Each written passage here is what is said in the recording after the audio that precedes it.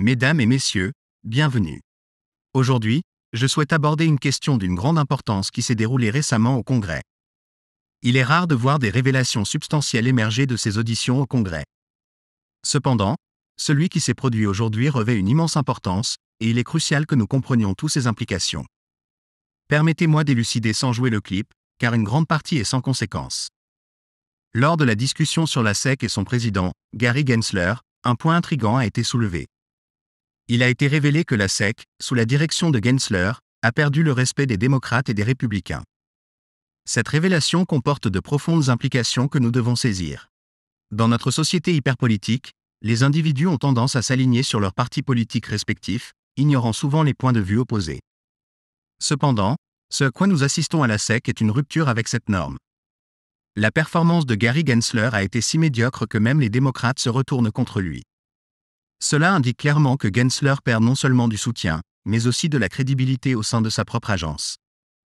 Cette évolution sans précédent signifie que le pouvoir de Gensler décline rapidement. Il est rare dans notre paysage politique actuel d'assister à une telle perte de soutien au sein de son propre parti. Par conséquent, cela m'amène à croire que le mandat de Gensler au sein de l'agence pourrait être écourté ou, dans un scénario alternatif, son autorité pourrait être considérablement réduite.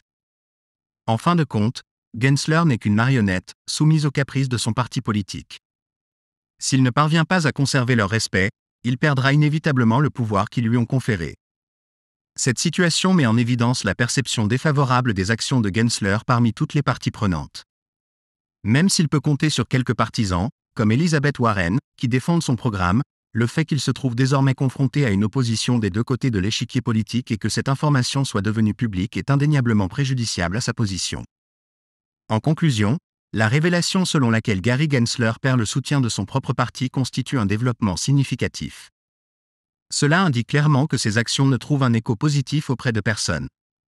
Bien qu'il ait pu autrefois exercer une influence considérable, l'érosion de son soutien tant auprès des démocrates que des républicains laisse présager un avenir sombre pour son mandat à la SEC. Et je pense que cela l'obligera à adopter une approche plus proactive envers l'industrie, voire à envisager de démissionner de son poste. Maintenant, je voudrais attirer l'attention sur un autre aspect qui semble négligé pour le moment, à savoir la remarquable équipe derrière Ripple. Examinons n'importe quel projet de crypto-monnaie disponible, et vous ne trouverez pas d'équipe comme celle de Ripple. Il compte des membres d'institutions réputées telles que BlackRock, Amazon, et a même le bureau présidentiel. Ancien trésorier, ex-membre de JP Morgan, conseiller juridique de grandes banques et de la SEC, fondateur et même représentant de la Réserve fédérale. C'est une équipe préparée pour la grande scène. Il ne s'agit pas d'un groupe d'individus inexpérimentés comme nous l'avons vu avec FTX, où leur pouvoir a conduit à leur chute. Ce n'est pas le cas ici. Nous avons une équipe bâtie pour réussir. Nous avons une équipe prête à avoir un impact substantiel sur le monde et à gérer les finances mondiales. C'est un fait que beaucoup ne reconnaissent pas. La raison pour laquelle Ripple a pu rassembler de tels talents est qu'ils construisent quelque chose ayant le potentiel de révolutionner le monde. Et pour réaliser un tel exploit, vous avez besoin de ce calibre d'expertise. Ce n'est pas une simple coïncidence si ces personnalités influentes se sont rassemblées dans une seule entreprise. Ils comprennent tous la vision et comprennent que ce qui est développé ici surpasse tout ce qui se passe dans le domaine de la crypto-monnaie.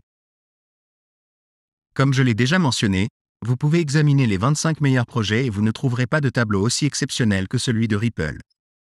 Même la plupart des entreprises publiques ne disposent pas d'un conseil d'administration de cette envergure.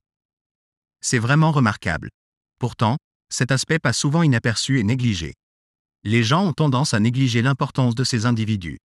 Cependant, la seule raison pour laquelle Ripple a pu attirer de tels talents, la seule raison pour laquelle ces personnes sont intéressées à travailler pour Ripple, c'est parce qu'ils reconnaissent que ce qui est construit ici servira de base à l'avenir du système financier.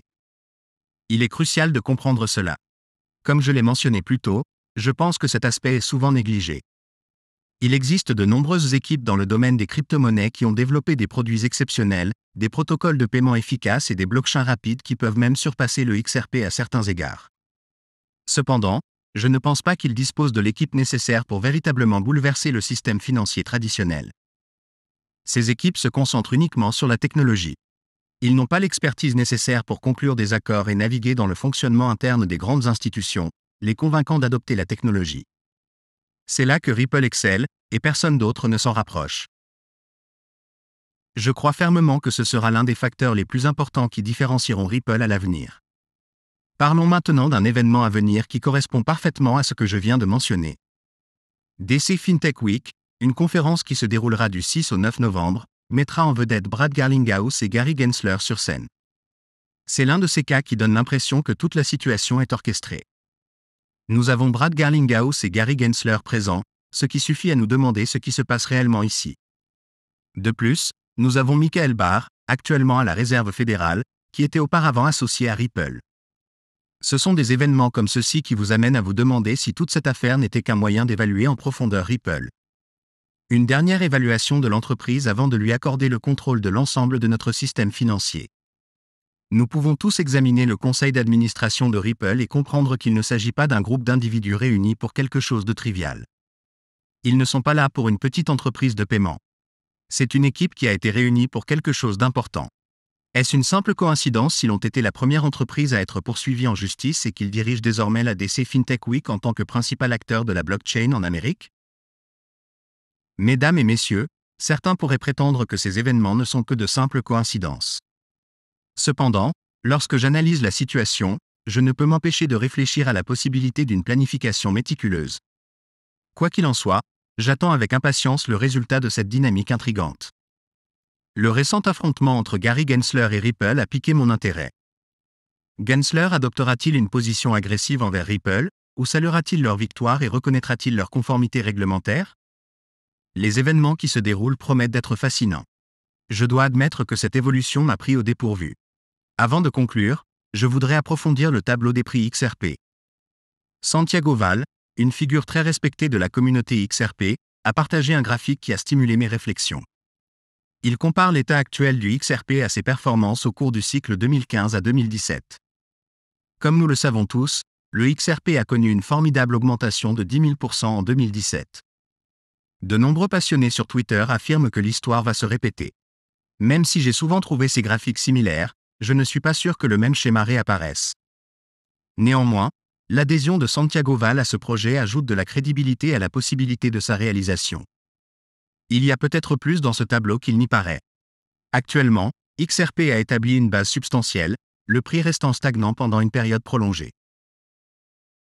Une situation similaire s'est produite dans le passé, suivie d'une poussée exponentielle apparemment sortie de nulle part. En observant le prix actuel du XRP, il semble se préparer à un mouvement important.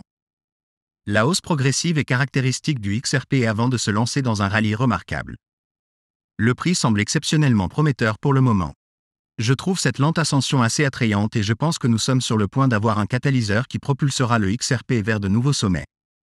Avant de conclure, je voudrais présenter une dernière information, mettant en lumière le point de vue des institutions financières traditionnelles concernant l'avenir du marché des crypto-monnaies. Bien que l'exemple suivant se concentre sur Bitcoin, il est évident que ces institutions ne s'intéressent pas uniquement à Bitcoin.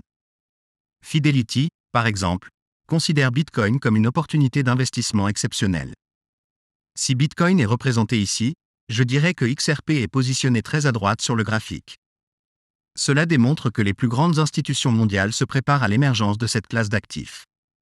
Ils reconnaissent le rapport risque-récompense asymétrique qui nous attend. Une telle reconnaissance conduit souvent à des poussées exponentielles comme celles que nous attendions avec impatience. Cela fait un certain temps que nous n'avons pas assisté à l'action parabolique des prix que nous désirons tous. Surmonter un obstacle important dans l'affaire RippleSec a permis à Ripple de réussir. Avec les membres de leur conseil d'administration à la barre, ils sont sur le point de révolutionner le système financier de nouvelle génération. Nous sommes au bord d'un changement monumental, à quelques catalyseurs ou avancées réglementaires avant la mise en œuvre de cette technologie.